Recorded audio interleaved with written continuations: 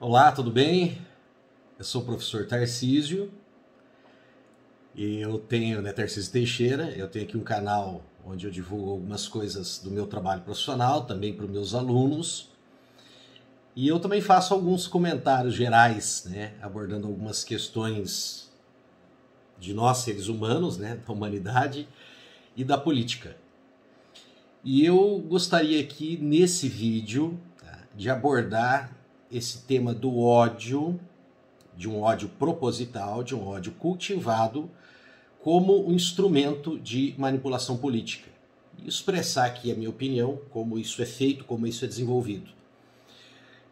Qual que é o intuito desse vídeo?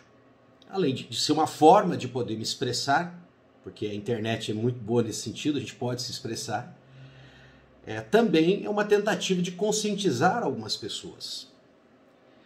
Porque a gente observa muito hoje as pessoas sendo manipuladas por diversas formas, porque essa não é a única forma de manipulação, mas o discurso do ódio está sendo muito utilizado nessa manipulação política hoje. E como ódio, evidentemente, nós vamos ter esse objeto de ódio, que vai ser a outra pessoa, aquele que pensa diferente de você, e, consequentemente, nós vamos ter divisões. Nós vamos ter divisão da sociedade, nós vamos ter divisão de amizades, nós vamos ter divisão de familiares e também nós vamos ter muitas injustiças.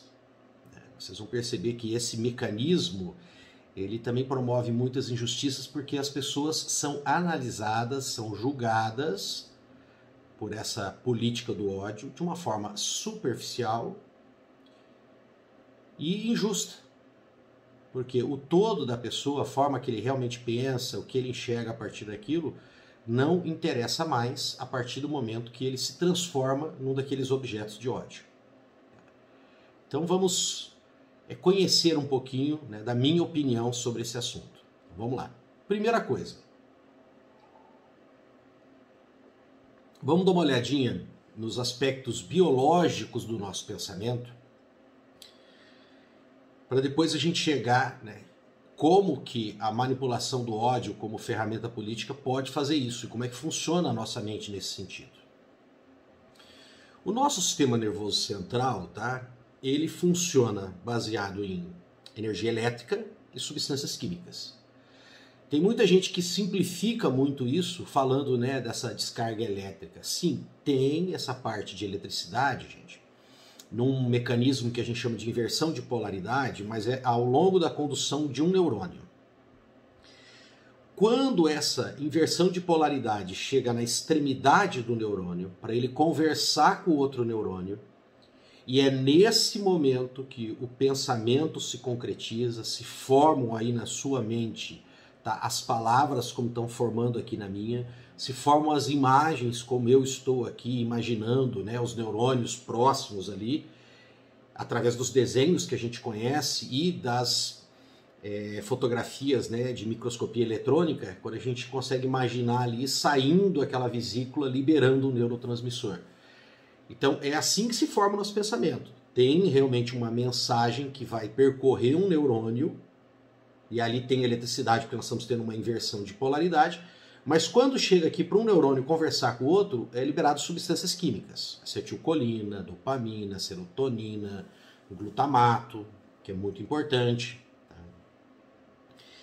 E essa liberação, ele ocorre, passa uma informação para o neurônio, mas depois essa informação ela tem que ser interrompida, senão vai continuar aquilo, e você não quer. Você quer passar uma informação, depois você quer passar outra, você quer passar outra. E isso ocorre, gente, numa fração de milissegundo, de passar uma informação e ela já rapidamente ser desfeita para poder ocorrer outra, entende? Senão você não teria condições de desenvolver todo o pensamento que nós realizamos. Por quê? Para pensar não é uma coisa atemporal, gente? O pensamento não está fora do tempo. O que está ocorrendo na sua mente para a formulação dos pensamentos, ao me ouvir aqui, e o meu pensamento para poder falar com vocês, ele está ocorrendo dentro de um intervalo de tempo. Então dá-se a impressão que o pensamento é imediato, por quê? Porque é uma fração de tempo muito difícil para nossa percepção enquanto ser humano, mas leva um tempinho ali, entendeu? Então ela dispara e para que chegue nesse outro neurônio aqui, ele tem receptores. Ele recebeu e depois rapidamente aquela substância que foi liberado, aquele neurotransmissor, ele é reabsorvido para que ocorra uma nova mensagem. Esses receptores, eles recebem e vão provocar aqui então uma reação nesse neurônio, que provavelmente vai ser aquela inversão de polaridade de novo, aí começa o mecanismo envolvendo a eletricidade, que vai propagar para outro neurônio. E assim vai. É assim que ocorre a formação dos nossos pensamentos, que é a transmissão que ocorre dentro das diferentes regiões do nosso cérebro. Tudo bem? E esse mecanismo, tá, gente, ele tem um monte de mecanismos de controle. Tá? Então, por exemplo, vamos pensar aqui na raiva, que é um dos instrumentos, vocês vão perceber que a raiva vai ser utilizada dentro desse discurso, né, da manipulação pelo ódio na política. A raiva, tá, nós temos uma liberação, né, muito grande de adrenalina, por exemplo, de dopamina, por uma parte do nosso cérebro, tá, que está aqui no meio mesmo, entre, tá, gente, essas duas grandes partes que a gente vê aqui, ó, tá, essas duas grandes partes que nós temos aqui, lá no meio nós temos uma parte que é um cérebro de peixe. Para aqueles que são da área de biologia, tá, principalmente para o pessoal da área de biologia, mas provavelmente se você é médico, você já deve ter visto isso também, o pessoal da enfermagem, da farmácia, veterinários já devem ter visto isso também. Quando a gente estuda essa anatomia comparada, essa anatomia evolutiva, é muito interessante você olhar isso, você observar do cérebro de peixe, passando pelo de anfíbio, passando pelo de réptil, aves e mamíferos, né? Na verdade, evolutivamente, as aves são muito provavelmente mais antigas que os próprios mamíferos. Mas o que acontece? Nós temos um sistema nervoso que ele é reto no peixe, reto, e essa parte responsável, tá, gente, pelo pensamento, pelo raciocínio, pelo que eu estou fazendo aqui e você está fazendo aí ao me ouvir, ele é bem pequenininho. Conforme você vai progredindo para anfíbios, répteis, aves e mamíferos, essa parte aqui, que vão ser os nossos hemisférios cerebrais, ele vai crescer, que é o seu cérebro. Ele vai crescendo. Ele vai crescendo e, inclusive, o cérebro vai sofrendo esse curvamento aqui, ó. Então, no peixe, ele é reto. Tá? Ele é reto, o sistema nervoso. Quando chega nas aves, nos mamíferos, ele já fez isso aqui, ele curvou. Por isso, quando você está em pé, os seus hemisférios cerebrais eles estão aqui nessa posição horizontal e a tua medula, tá, para conversar com o restante do corpo, ela está o que aqui? Ó, na vertical. Mas antes era assim, ó. Então, o sistema nervoso do peixe é assim, conforme o telencéfalo, né, vai se transformando no cérebro, que ele vai crescendo e vai promovendo essa curvatura. Só que esse cérebro de peixe aqui, ele foi envolvido, ele está aqui dentro ainda do nosso sistema nervoso. E ele é responsável por coisas importantes para a nossa defesa. Nós não podemos extinguir o nosso cérebro. Por quê? Porque nós, seres humanos que vivemos aqui em sociedade, é uma coisa muito recente.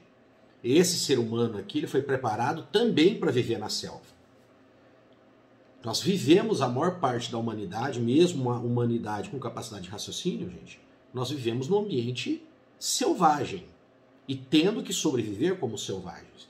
Então, se você perdesse totalmente esse sistema nervoso de peixe que te prepara para a defesa, para o ataque, para a fuga, nós provavelmente estaríamos extintos e não teríamos aqui essa sociedade desenvolvida que nós temos hoje.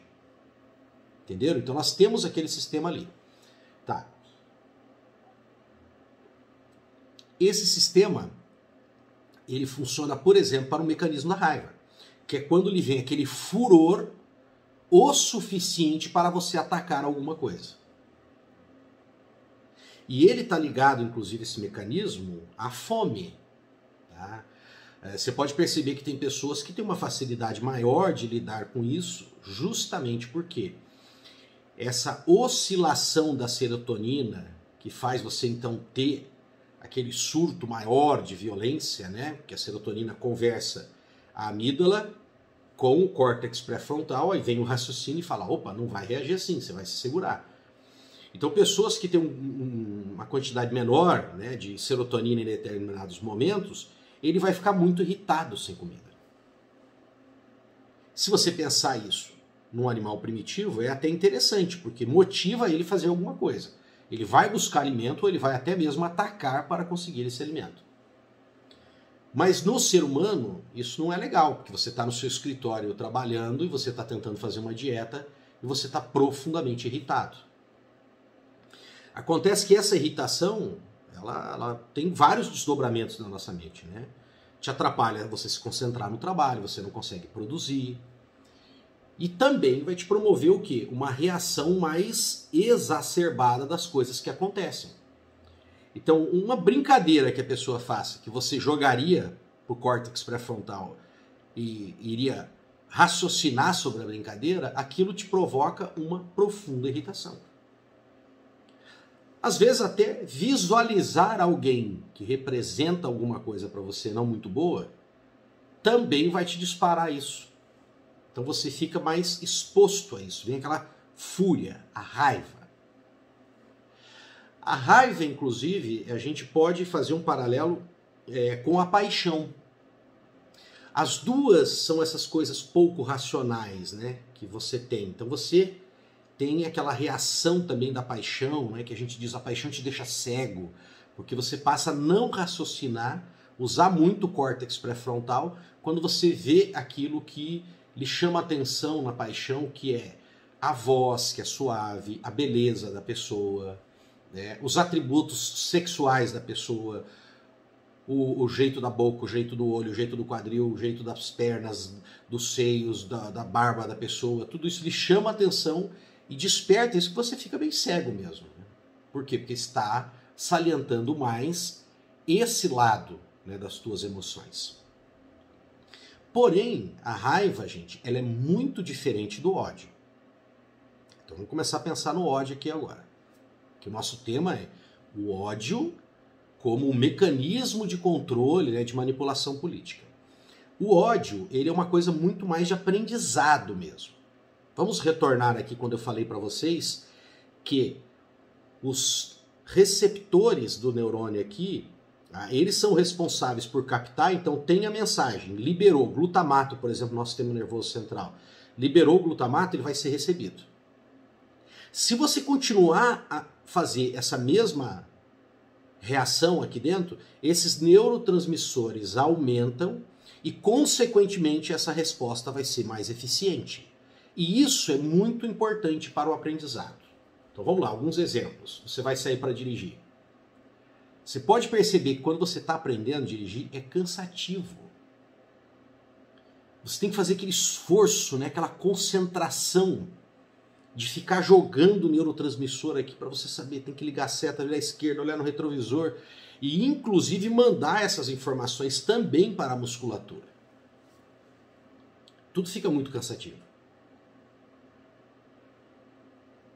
Conforme você vai dirigindo, ou seja, você vai liberando o transmissor aqui, transmissor, esses receptores falam, opa, essa mensagem vai vir toda hora, então ela tem alguma importância. Vamos deixar ela mais eficiente? Vamos, então fica repleto de neurotransmissor aqui para aquela função.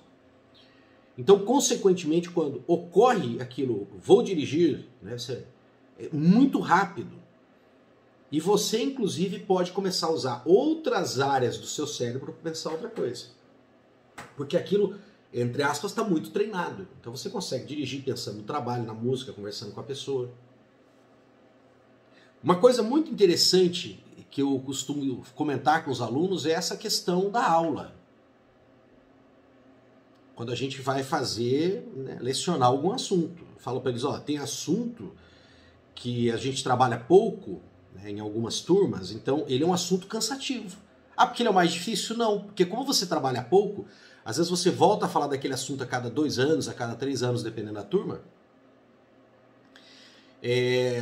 fica cansativo, porque você tem que ficar pensando, relembrando, né? É aquela aula que você tem que levar um esqueminha, porque senão você não tem ela montadinha na sua cabeça. Mas tem aquele assunto que você fala sempre, todos os anos, e tem assunto, inclusive, que seleciona em mais de uma turma. Então você vai falar o mesmo assunto. Aquilo chega a ficar mecânico como dirigir. Então, às vezes, você começa lá no quadro, escrever alguma coisa, até a forma com que você vai escrever no quadro já está tudo programado na sua mente.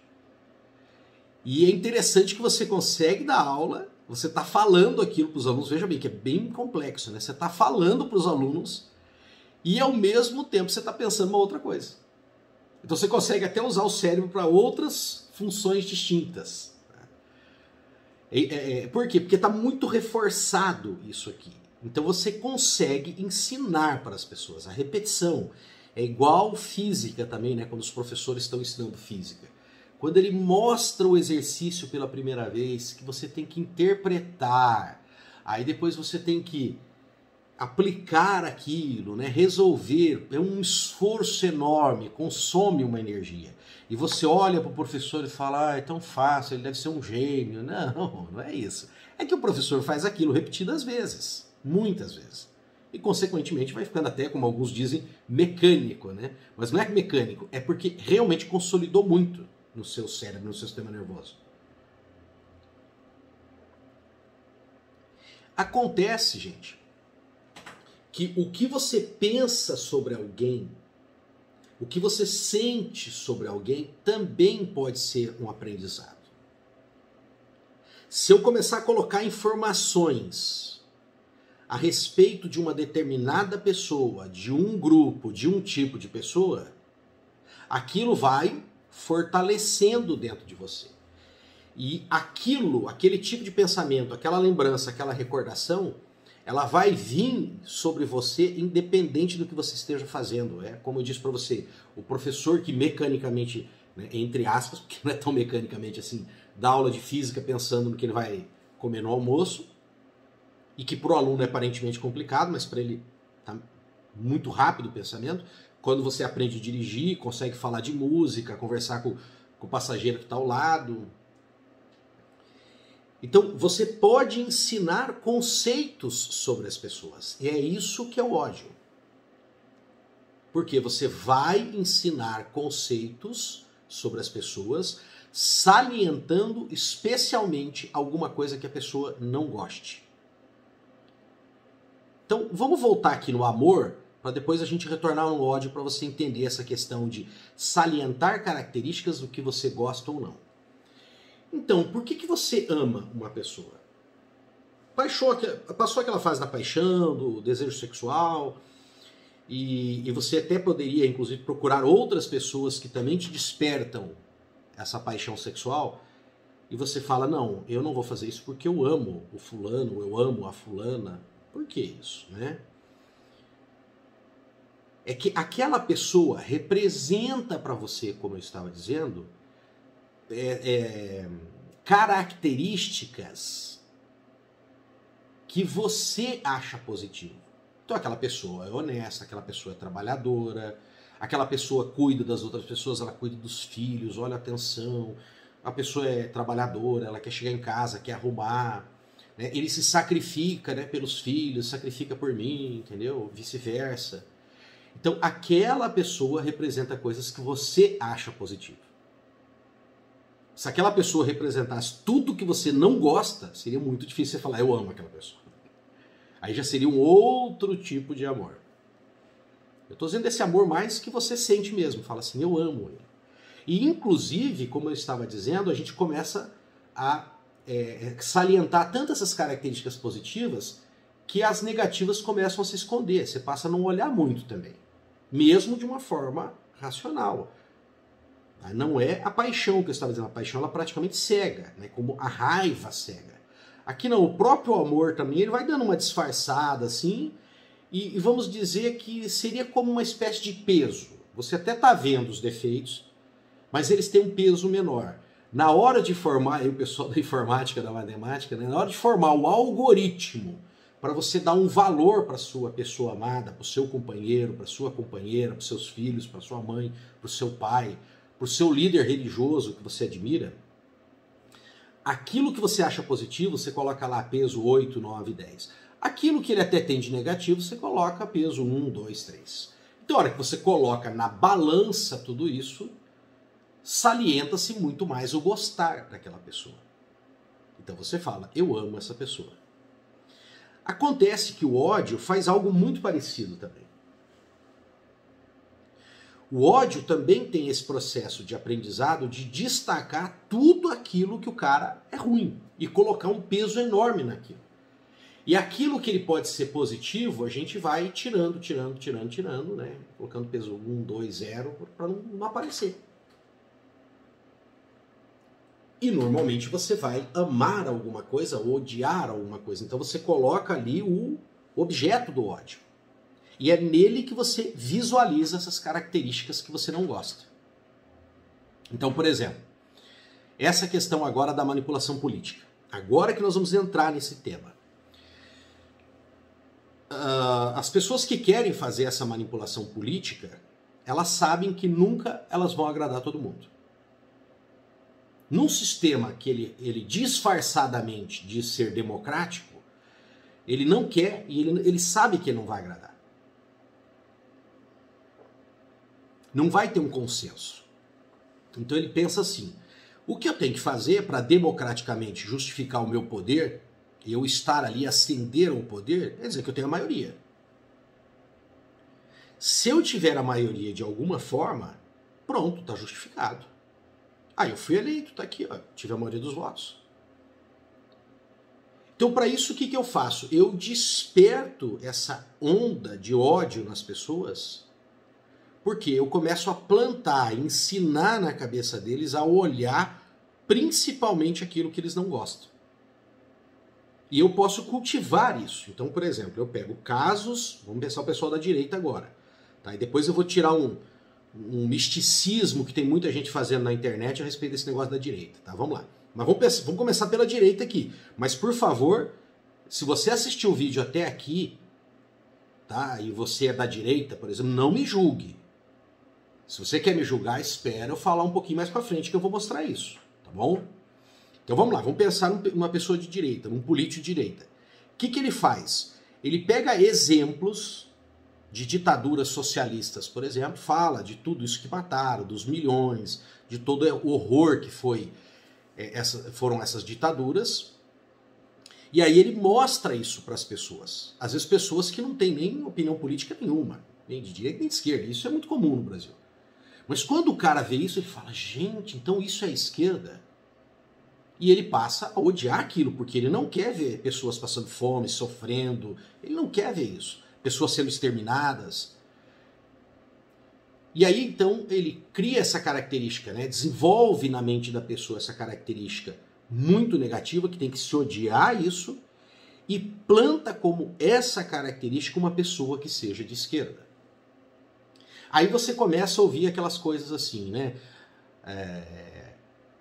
Porque esse pessoal é tudo doente, né? Você já deve ter ouvido alguém aí na internet, famoso, falando isso. Não, se é da esquerda, esquece, esquerda é doente. O cara jamais vai largar de ser socialista, jamais vai largar de ser petista. Já ouviram isso por aí? Pessoas falando isso? Não, um cara da esquerda, bicho, é pau, tem que chegar batendo, porque não tem jeito, isso aí não muda. Esquerda é uma doença mental. Perceberam? Então você começa a tirar as outras características que uma pessoa da esquerda tem, que podem ser muito positivas, que podem ser inclusive iguaizinhas àquela da direita, iguaizinhas à direita. Só que aí você passa a olhar só aquilo que ele tem de característica diferente da sua, e odiar aquilo, e ele vira o objeto do seu ódio. Agora, como eu falei para vocês, essa técnica não é só do pessoal da direita, viu?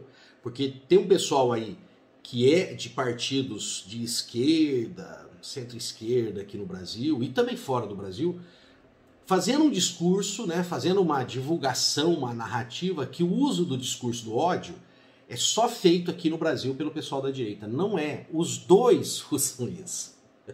E é interessante que tem alguns teóricos, alguns gurus aqui da direita no Brasil, que criticavam, né, falavam que era se utilizado esse discurso da manipulação do ódio pelo pessoal da esquerda, só que eles fazem uso exatamente da mesma técnica. Então tem nos dois lugares, gente. Nós temos sistemas ditatoriais, né, governantes que têm uma postura aí conservadora e tal, mas que fizeram uso da mesma técnica, que é esse discurso do ódio. Então eu vou pegar algumas características, tá? Agora ao contrário, eu pego características de governos da direita, né, ou capitalistas, liberais, alguma coisa nesse sentido. Aí eu mostro todo o estrago que o capitalismo faz e eu transfiro essa característica para as pessoas que se dizem liberais e capitalistas e falo, ó, se ele é capitalista, então ele é isso aqui e só isso aqui. Então eles mostram, por exemplo, né, início da revolução, ali, surgimento do capitalismo, aqueles abusos com as pessoas na hora de trabalho, exploração do proletário, e aí vai, né? E aí eles falam que todo mundo que for capitalista vai ser assim, vai pensar assim, e não tem jeito, tá no DNA da pessoa, não temos como mudar isso aí. A pessoa é aquilo ali. Nasceu daquilo, nasceu capitalista, nasceu comunista, então tem que odiar e matar, tem que eliminar isso aí. E aí você consegue, então, tá, trazer um grupo de pessoas com esse ódio para o seu lado. Por quê? Porque o ódio tem alguns desdobramentos aí, né? Quando você tem esse ódio por um grupo, você quer uma pessoa que também represente o seu ódio e que defenda o seu ódio e que justifique o seu ódio por alguém da direita ou por alguém da esquerda. Então esse líder, ele sabe que ele pode manipular isso, porque aí como ele vai virar o representante mor do seu ódio, ele vai poder expressar o seu ódio. E as pessoas querem também ter esse sentimento de eu estou no poder. Se fulano tá lá com o mesmo ódio que eu tenho por Ciclano e Beltrano, então eu também estou lá sendo representado por ele. E quando tem um ódio na pessoa por um grupo, você se sente assim, né? Não, esse cara é o mal. Então eu estou combatendo o mal.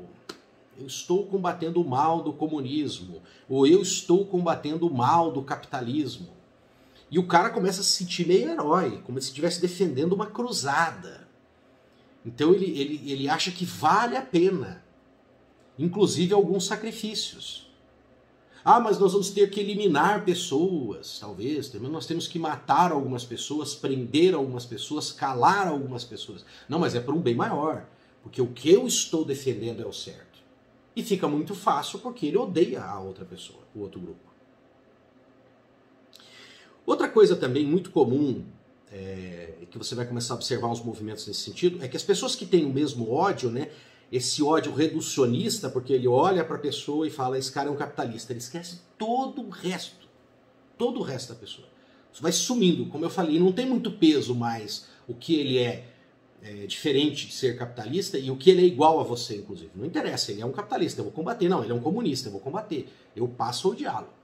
Essas pessoas também, elas se aproximam, elas querem formar grupos onde elas não querem ser confrontadas. O que elas querem é simplesmente... Né, existe a expressão destilar o seu ódio, né? Porque eles podem falar livremente mal, né, daquela característica que aquelas pessoas que eles acham que têm, que foi construído isso neles. E daí você vê então grupos, né, que se unem para poder dizer que livremente na hora que estão tomando uma cervejinha que odeiam os negros. Será que você já viu isso em algum filme? Ah, já que isso aqui é não muito bem aceito pela sociedade, inclusive vamos formar a nossa sociedade secreta para que o mundo lá fora não saiba, mas aqui a gente chega e vai falar muito mal do negro. Ah, vamos fazer o nosso grupinho aqui onde a gente pode falar mal de estrangeiro o tempo todo. Não vamos aceitar estrangeiro. Estão invadindo o nosso país.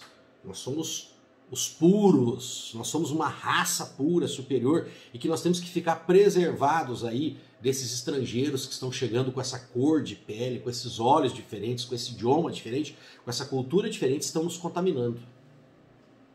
Então nosso grupinho aqui se reúne para poder falar mal deles. E isso não é diferente da política. Então quando esses manipuladores políticos plantam esse ódio, eles conseguem, inclusive, ir gradativamente isolando, formando essa ilha que tem aquele tipo de ódio. E essas pessoas vão formando uma blindagem em relação às pessoas que pensam diferente. E o mesmo ódio vai ocorrendo no outro polo. Então eles vão formando essas paredes e se retroalimentando daquele ódio, né? Um ensinando o outro, reforçando o outro que aquela pessoa está errada e que ele deve ser odiado, cada vez olhando menos as outras características e a multiplicidade que é um ser humano, a diversidade de coisas que ele é. As pessoas às vezes vão na mesma igreja, escutam o mesmo padre, o mesmo pastor, mas acham que só porque um pensa no político A, o outro pensa no político B, que eles são antagônicos. E na verdade, gente, não é assim. Nós não podemos cair nessa manipulação. Porque quando você coloca as pessoas livremente para falarem, você vai perceber o quanto essas pessoas têm de pensamentos similares ou idênticos. E que você tem lá 2 ou 3 coisas que você pensa diferente. E de outras 1000 vocês pensam muito similares. Então nós temos que romper isso e procurar esse diálogo para que essas pessoas fiquem em contato. A outra forma de tentar romper com isso, com essa manipulação política, tá? É não cair nesse erro de formar o outro oposto. Então passe a odiar esse aqui. Não, você vai formar às vezes o que eles estão chamando de terceira via. Aí você pode formar um grupo aqui que vai odiar os outros dois, e daí? Você só vai ter mais ódio, tá? O que nós temos que entender é que da mesma forma que esse ódio pode ser aprendido, né, pode ser trabalhado ali na mente da pessoa e utilizado depois da raiva como agente disparador disso, nós podemos também ensinar o amor. Nós podemos ensinar que as pessoas têm direito a ter diferenças e expressarem essas diferenças. Eu vou dar um exemplo aqui porque é uma pessoa pública, né? Eu nem estou falando isso aqui com exatidão, mas poucas informações que eu li ali na internet é que nós temos um candidato, talvez um possível candidato, ele não é candidato à presidência, que revelou a sua opção, a sua natureza, seja lá como nós interpretamos, sexual, que é o Leite, né? Que ele falou, eu sou gay, eu tenho uma pessoa que eu gosto, do meu sexo e tal. O que aconteceu? Esses grupos de ódio também, eles meio que sequestram características, então essa característica é minha, né? Então, por exemplo, da pessoa da esquerda, da esquerda, nós somos os defensores dos gays, né? A gay tá aqui. O pessoal da direita, não, nós somos os anti-homofóbicos. No máximo a gente vai aceitar a gay, né? Mas pelo que eu li muito rapidamente, me parece que esse possível candidato é uma pessoa que tem uma linha mais à direita, né? Mais capitalista, com rigor fiscal e tal, um estado mais enxuto. Repito, tá, gente? Não estou afirmando isso aqui porque eu não estudei em profundidade, eu só li superficialmente. Mas vamos imaginar isso, né? Que parece, então, que por se manifestar como um candidato que é gay, então ele teria que ser da esquerda e toda a pauta da esquerda. Ele não consegue dizer assim, não, eu sou diferente, entende? Da mesma coisa, você vai pegar um gay e agora isso está mudando um pouquinho, mas ele não poderia, por exemplo, ser um religioso. Não, ele teria que defender toda aquela pauta, aquela lista de coisas. Ele tem que seguir aquilo, senão ele está expulso do grupo. Não, então você não é gay. Se o cara fala assim, não, eu sou conservador, eu acho que as pessoas têm que ter matrimônio, têm que ser fiéis. Eu sou contra, por exemplo, essa passeata, né, os grandes movimentos na rua, porque eu acho que é muito escandaloso, tem muita sexualidade, muita promiscuidade, eu sou contra isso e sou gay. Nossa, não pode, não. Mas por que não? Então as pessoas não têm mais essa liberdade de mostrar a sua diversidade. Outra coisa que você percebe também é a impossibilidade que esses grupos criam do cara mudar de opinião. Aliás, esse mesmo candidato, o Leite, interessante, né? Que ele fala isso, olha gente, eu na época eu não queria o Lula, mas por quê? Porque ele tem uma opção economicamente mais à direita, e ele fala, voltei no Bolsonaro, mas depois ele até xinga, né? Tá, entre aspas, ele fala que o cara foi um imbecil, que tá fazendo um monte de coisa errada. Então nós também nesses grupos de ódio, aí você entra no grupo de ódio e você não pode fazer nada de diferente. Você tem que continuar com aquele ódio e fiel àquele líder do ódio, aqueles objetos do ódio. Você não pode chegar e falar assim, oh, peraí, eu votei nesse cara, mas agora eu acho que ele tá errado e eu deixo de votar nele. E se a eleição fosse hoje e eu conhecesse ele do jeito que eu estou conhecendo, não teria votado nele. Então porque você não pode abandonar. Aí você facilmente também vira objeto do ódio desse grupo, Entendeu? Como é que o pessoal chama aí nesse momento? Não, o isentão. Porque passou a fazer uma crítica. Ele não pode sair daquela bolha, né? Bolha do ódio à esquerda, bolha do ódio à direita. Então, nós temos que ensinar, nós professores, agora falando em especial com os professores, nós temos que ensinar os nossos alunos que as pessoas são diversas. Que você pode ter na sala ali uma pessoa com indumentária, com traje extremamente conservador, de uma igreja evangélica muito rígida, cheia de normas, ou de um movimento católico também muito rígido, porque eles existem também, mas ao mesmo tempo, em vários fatores, terem um pensamento muito liberal e coincidente com você, que é de um partido comunista. Você vai ver, nossa, aquilo a gente pensa diferente, né? Então, às vezes você vai falar com um conservador, que é um estudioso da Bíblia, que frequenta todos aqueles cultos, ou as missas, ou as cerimônias, e às vezes você vai pedir a opinião dele sobre a questão, por exemplo, da homoafetividade, ele vai manifestar, não, eu acho que eu sou a favor e tal. E por que não, né? Um religioso, como nós estamos tendo aí agora as pessoas, né, que são homoafetivas, estão falando, mas eu sou um religioso, eu quero continuar, eu acredito, eu tenho as minhas regras, e eu quero mantê-las, inclusive com uma moral bastante rígida.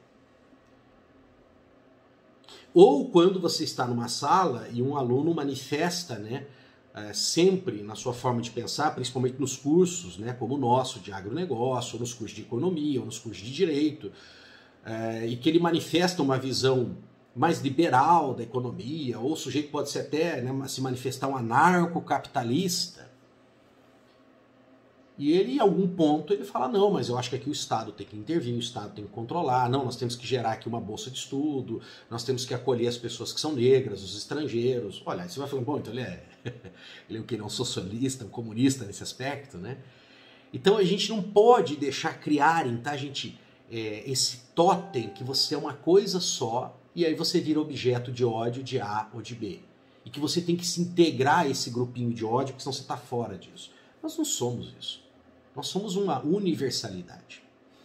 E para terminar, outra característica, gente, muito importante no ser humano é que ele é capaz de mudar.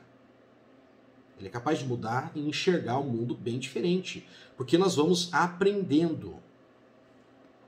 Então hoje, como eu já passei dos 50 anos e passei por algumas fases, e a gente passa por essa fase da paixão mesmo por um sistema e achar, nossa, isso aqui é salvação do mundo, aquilo ali é salvação do mundo. Então hoje, quando eu encontro um jovem que a gente está trabalhando ali, que ele é bastante socialista, assim, ou, nossa, muito capitalista, vamos acabar com o Estado, acabar com os impostos e tal, não adianta você chegar e bater de frente e falar que o cara está absolutamente errado. Porque é um processo natural com que ele vai aprendendo e com o tempo, com o aprendizado, ele vai evoluir e vai mudar de opinião. Tanto o da direita como o da esquerda, gente. O que nós temos que ensinar é justamente isso, que as pessoas são capazes de mudar e que as pessoas são uma mescla de características que a gente acha, concorda naquele momento e que acha legal, mas elas também têm características que vão distinguir a gente. Enfim, eu gostaria de falar de um personagem aqui que você pode entender ele como um personagem histórico ou você pode entender ele como um personagem real e que foi muito marcante para a nossa história. Não é o único, existem outros, mas eu escolhi esse para comentar. Jesus, ele sempre ensinou e ele praticou o amor. É interessante que quando Jesus se aproximava de pessoas, que ele poderia pegar uma característica dessa, um leproso, uma prostituta, um cobrador de impostos, e ele fala assim, você é isso, porque eu estou vendo, você é um cobrador de impostos, então você é isso, acabou. Não, o que ele via? Ele via todo o outro, todo o ser que está na pessoa, toda aquela complexidade que existe nele. E ele ia lá conhecer a pessoa, ele ia lá comer com a pessoa, ele ia lá ouvir da pessoa, saber por que você está fazendo isso, por que você está fazendo aquilo, que tal você ser diferente? Lembra? Ele sempre propõe, que tal você ser diferente? Olha, você já pensou em ser assim, em ser assado, largar de ser prostituta, ver uma vida diferente? Que tal você pegar esses impostos e fazer eles voltarem de onde eles vieram? Não é uma cobrança e você tem direito a um percentual? Ora, por que não você pegar o seu percentual e distribuir às mesmas pessoas de quem são tirados esses impostos? É uma questão de forma de ver o mundo diferente. Agora, ele convenceu porque tinha já alguma coisa na mente daquela pessoa que botava uma dúvida nele. Falou, cara, mas será que é certo eu ficar recebendo esses impostos? Então você pode saber, gente, aquele cara que você acha que é o ápice do comunismo, que você tem que odiar, ele também repensa aquilo. Aquele cara que você odeia porque ele acha que é o capitalismo, nossa, pensa, ele também tem algumas ideias socialistas de divisão, de um certo controle do Estado. Há uma possibilidade de ter um diálogo entre essas pessoas. Agora, em particular, tem um caso que parece até que Jesus odiou também. Parece. Tá? Que ele foi muito rígido. Ele chamou do quê? De raça de víboras. Sepulcro caiado. Quem são essas pessoas que ele foi tão rígido? São fariseus. Você sabe por quê? Porque os fariseus são esses caras que na época faziam esse discurso de ódio, de manipulação, com interesses. Naquela época, na conjuntura ali de se manter no poder, sendo um país invadido e controlado por um império, que é o Império Romano. Então, como lidar com essa situação política, né? Então você também criava objetos de ódio. E um deles, inclusive, um desses objetos de ódio foi personificado, foi a própria pessoa de Jesus Cristo. Quanto a esses, tá, gente, ele foi muito duro. Porque enquanto ele trabalhava para reunir todo mundo, para colocar todos, ele fala, né, para colocar todos debaixo das minhas asas, como a galinha reúne os seus pitainhos, tinha gente ali tentando fazer isso, os fariseus, né? Fazer o discurso do ódio para ter um grupo que o representasse. E com isso ficar no poder. Esses fariseus que fazem o discurso do ódio, é bom vocês ficarem preocupados, viu? Porque a promessa não é muito legal para vocês. Mas até vocês podem mudar. Vocês podem começar a enxergar o outro como uma pessoa que não é tão diferente de você. Que essa pessoa, ele também tem os mesmos sentimentos que você. Ele sente como você. O fato de ser um socialista ou um capitalista não faz com que ele seja humano diferente ou deixe de ser humano. Todos somos humanos. E todos podemos nos amar. E podemos aprender a nos amar. E com certeza a escolha política será algo muito mais fácil. E com certeza também iremos evoluir para não eleger fariseus, mas pessoas que conseguem amar todas as pessoas com todas as suas diferenças. Termino por aqui. Agradeço se alguém teve paciência de assistir aí mais de 40 minutos dessa explicação. E se você gostou do vídeo, por favor, compartilhe, envie para os seus amigos, reflita um pouco sobre isso. Eu particularmente também quando gravo esses vídeos, eu mesmo gosto de ouvir e refletir o que eu estou falando. Um abraço para você. Muito obrigado.